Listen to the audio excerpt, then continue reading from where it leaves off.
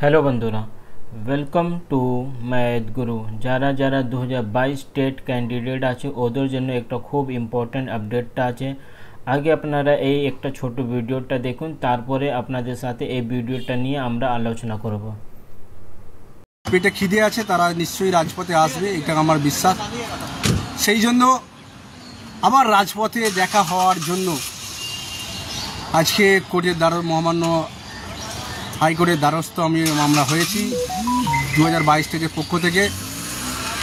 আশা করি খুব শীঘ্রই আমরা জানতে পারবেন।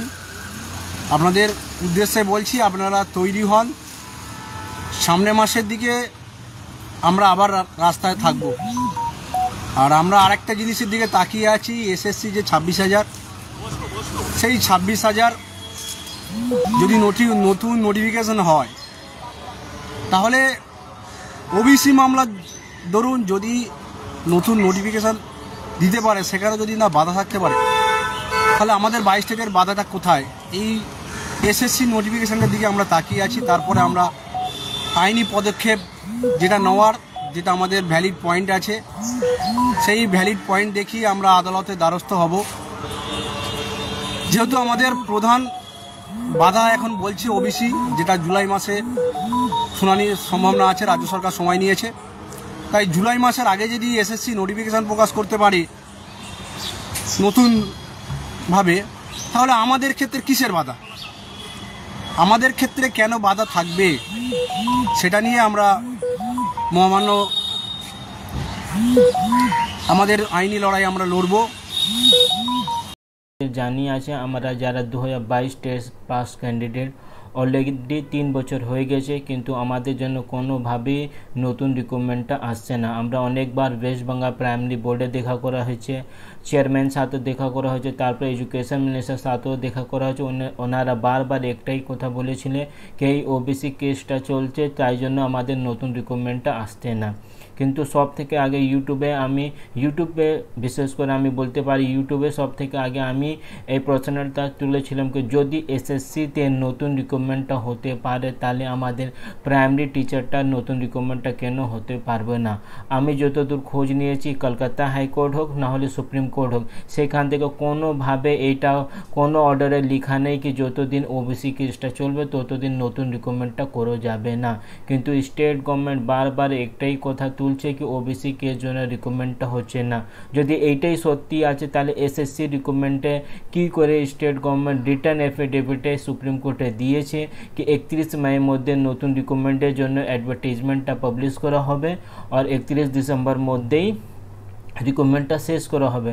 তো যারা এই ভাবছে কি 2026 আগে আমরা নিশ্চয়ই একটা টিচার রিক্রুটমেন্টটা পাবো, বিশেষ করে প্রাইমারি টিচার রিক্রুটমেন্টটা, তো আমি আপনাদেরকে জানিয়ে দিচ্ছি 2015 সালে আপার প্রাইমারি পরীক্ষা হয়েছিল, আজকে 2025 হয়ে গেছে, 10 বছর থেকে বেশি হয়ে গেছে, তারপরেও আমরা আপার প্রাইমারি আর কোনোভাবে টেট পরীক্ষাওটা দেখতে পারলাম না। তো এইটা কোনো দিন আপনারা মাথায় রেখে বাড়িতে বসে থাকুন না কি নিশ্চয়ই 2026 আগে আমরা কোনো না কোনো রিক্রুটমেন্টটা দেখবো, সেইটা নাও হতে পারে। যদি আপার প্রাইমারির জন্য 10 বছর হয়ে গেছে তারপরেও কোনোভাবে নতুন রিক্রুটমেন্টটা আসছে না, তো কী গ্যারেন্টি আছে কি প্রাইমারিটাও এরকমই হবে? নিশ্চয়ই আমাদের ওয়েস্ট বেঙ্গলের টিচার আর স্টুডেন্ট রেশিওটা যা এনসিটি গাইডলাইন 30:1 সেটা ফুলফিল করছে না, কিন্তু নতুন রিক্রুটমেন্টটা আসবে কি আসবে না সেটা বলা খুব কঠিন আছে। আপনাদের দেখছেন আমাদের ওয়েস্ট বেঙ্গলে বিশেষ করে এডুকেশন রিলেটেড কী হচ্ছে।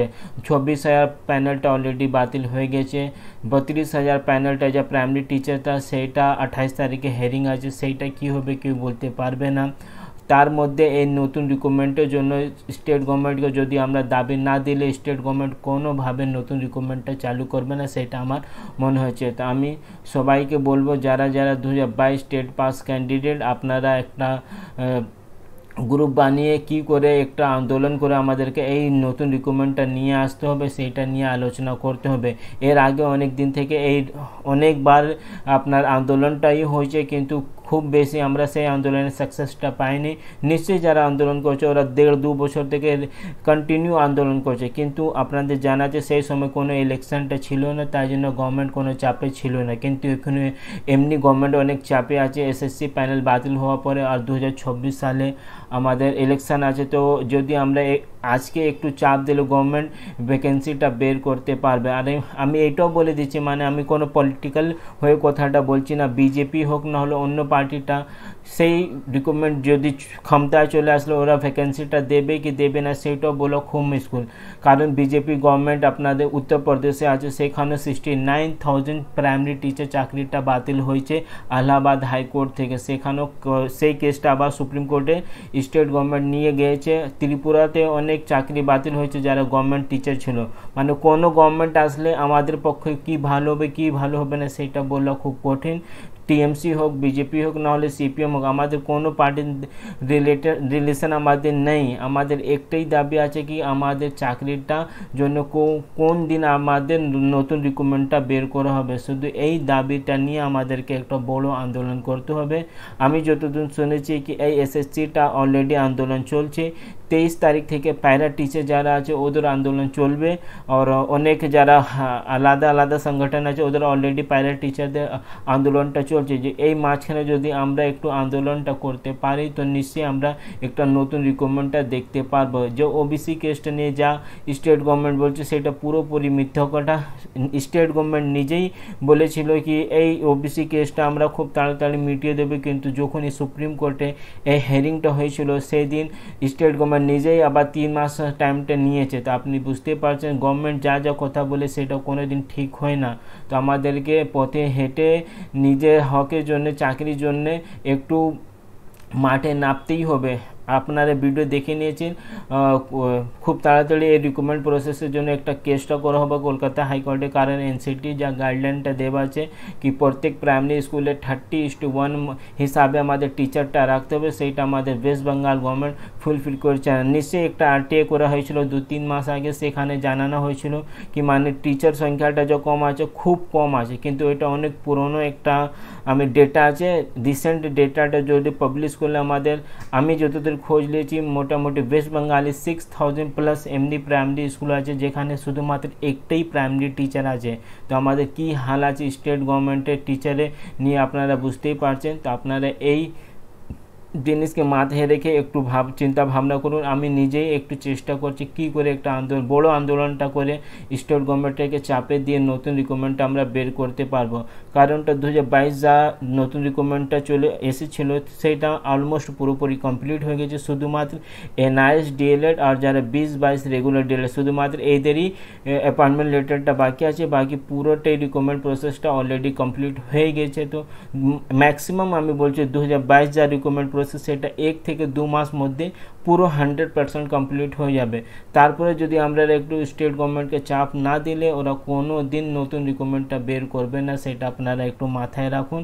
আর কি করে আন্দোলনটাকে এগিয়ে নিয়ে যেতে হবে সেটা আমি নিজে একটু খোঁজটা নিয়ে আপনাদেরকে জানিয়ে দেবো। যদি আপনারা চ্যানেলে নতুন থাকলে চ্যানেলকে সাবস্ক্রাইব করুন। এই ভিডিওটাকে অবশ্যই যারা যারা 2022 স্টেট পাস যদি কোনো হোয়াটসঅ্যাপ টেলিগ্রাম গ্রুপ থাকলে সেখানে শেয়ার করে দিন। আর সবাইকে বলে দিন কি একটা আন্দোলনের জন্য সবাই রেডি থাকুন। যখন এই কোনো আপডেটটা আসলে আন্দোলনের জন্য সেটা আমি আপনাদেরকে জানিয়ে দেবো। বাড়িতে বসলেও কোনো দিন চাকরি পাওয়া যাবে না।